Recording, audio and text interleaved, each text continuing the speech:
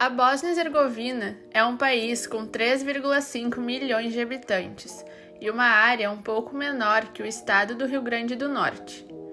Localizada na Península Balcânica, no sul da Europa, a região fez parte do Império Otomano, do Império Austro-Húngaro e, mais recentemente, da Iugoslávia, de quem se tornou independente em 1995, após 3 anos de uma guerra intensa. Sarajevo, sua capital, foi onde ocorreu o estopim para a Primeira Guerra Mundial em 1914. O país apresenta até hoje marcas de suas lutas nas paredes de seus prédios. Porém, a Bósnia também ostenta lindas paisagens com lagos, montanhas e cachoeiras de tirar o fôlego. No entanto, apesar de suas belezas naturais e estabilidade nas últimas décadas, o país possui complicações devido à sua divisão étnica e religiosa. Para acalmar suas tensões, a Bósnia adota um sistema político com 3 presidentes. Mas como funciona esse país com um trio de governantes?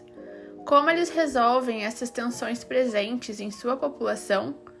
É isso que vamos conferir nesse vídeo. A região onde se encontra a Bósnia-Herzegovina convive com conflitos há muitos séculos. Após o estabelecimento de povos eslavos no local no fim do século VI, algumas animosidades começaram a afetar a região. Embora sejam povos irmãos e com etnias muito parecidas, sérvios e croatas brigavam para estabelecer seus territórios e fronteiras no território que hoje é a Bósnia. Essa animosidade se acentuou ainda mais no século XI, quando no ano de 1054 a Igreja Cristã se dividiu em católicos e ortodoxos. E adivinhe só, a região estava exatamente no meio dessa divisão, fazendo da Bósnia atual um ponto de encontro entre 2 mundos religiosos distintos. A situação, que já era tensa entre croatas católicos e sérvios ortodoxos, ganhou um novo participante quando o Império Otomano dominou a região em 1463 e trouxe consigo o islamismo para o local. Com o Islã se espalhando pelo território, um novo povo com cultura e hábitos diferentes foi se formando ao longo dos anos. Com a formação da Iugoslávia, já no século XX, a região foi a casa de diferentes povos eslavos que não se davam bem entre si devido às suas diferenças religiosas. Com a queda da Iugoslávia, em 1992, novos países começaram a se formar. Porém, na região que se encontra a Bósnia, a solução não era tão simples.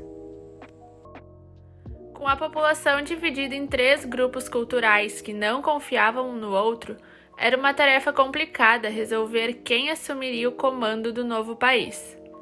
Uma guerra desumana tomou conta da região por 3 anos, e foi só em 1995 que um acordo foi assinado em Dayton, nos Estados Unidos, que dizia que o país teria 3 presidentes, um representando os croatas católicos, um representando os sérvios ortodoxos e outro para representar os bósnios muçulmanos.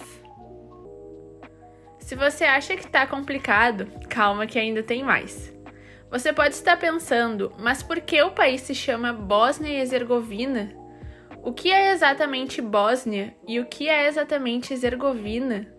Bem, da maneira mais curta e simples para explicar, elas são apenas religiões históricas, não tem nada a ver com política.